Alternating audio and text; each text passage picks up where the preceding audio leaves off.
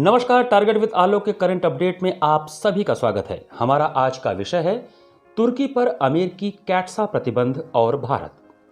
अमेरिकी राष्ट्रपति Donald Trump ने रूसी S-400 एयर डिफेंस सिस्टम खरीदने के कारण तुर्की पर countering America's advisories through sanctions act CAATSA के तहत प्रतिबंध लगा दिया है। अमेरिकी विदेश मंत्री माइक पॉम्पियो ने कहा कि रूस के S-400 मिसाइल प्रणाली खरीद के लिए कैटसा के सेक्शन 231 के अनुसार ये प्रतिबंध अपने नाटो सहयोगी देश तुर्की पर लगाए गए हैं। सहयोगी देशों को भी ऐसी रक्षा खरीद से भविष्य में बचना होगा।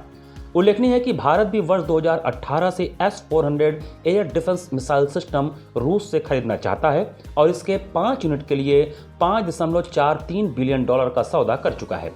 अब इस नए विवाद का सामना बाइडेन को करना होगा, जो 20 जनवरी को नए राष्ट्रपति का कार्यभार संभालने वाले हैं। इस प्रतिबंध के बाद तुर्की के विदेश मंत्रालय ने इन प्रतिबंधों की निंदा की और कहा कि ये पूरी तरह से संवेदनहीन और अनुचित प्रतिबंध हैं।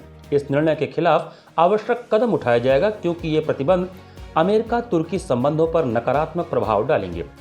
तुर्की ने अमेरिका को इन प्रतिबंधों पर पुनर्विचार करने और इस मुद्दे को बातचीत के माध्यम से सुलझाने के लिए कहा है।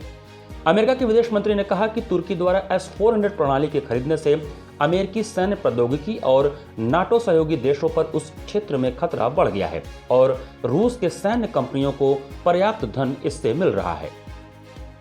सीरिया में गृह युद्ध के मध्य ही तुर्की ने 2019 में S-400 प्रणाली रूस से $2.5 अरब में प्राप्त कर लिया था। उसका कहना था कि पड़ोसी देश सीरिया के साथ उसकी दक्षिणी सीमा की सुरक्षा के लिए सतह से हवा में मार करने वाली मिसाइल प्रणाली उसकी सुरक्षा जरूरत है।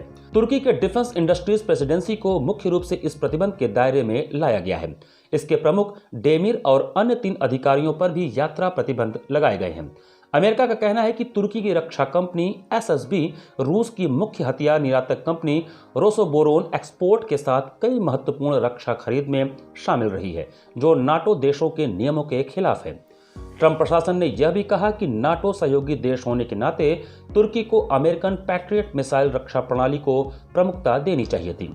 अमेरिका अपने हथियार बाजार की प्रमुखता को विश्व में बनाए रखने के लिए ऐसे प्रतिबंधों का सहारा लेता रहता है। भारत के S-400 खरीदने पर भी आपत्ति की गई थी, लेकिन भारत सरकार ने कूटनीतिक स्तर पर इस मामले को सुलझा लिया था। फिर से ऐसे प्रतिबंधों से इन विवादों को नया बल मिलेगा तथा भारत को उसी अनुरूप अपनी रणनीति तैयार रखनी होगी। आइए जानते हैं क्या खास है S-400 में। रूस के S-400 एयर डिफेंस सिस्टम को एक खतरनाक हथियार के तौर पर जाना जाता है। जमीन से हवा में मार करने वाली इस प्रणाली से किसी भी संभावित हवाई हमले का पहले ही पता लग सकता है। S-400 एयरक्राफ्ट क्रूज मिसाइल को 400 किलोमीटर पहले ही नष्ट करने में सक्षम है। सैटेलाइट से कनेक्ट होने की वजह से इसको जरूरी सिग्नल और निर्देश तुरंत प्राप्त हो जाते हैं और इस प्रणाली से एक साथ 36 लक्ष्यों पर निशाना लगाया जा सकता है। भारत को अगले वर्ष इसकी पहली खेप मिल जाएगी और वर्ष 2025 तक इससे जुड़े डिफेंस सिस्टम सौंप दिए जाएंगे।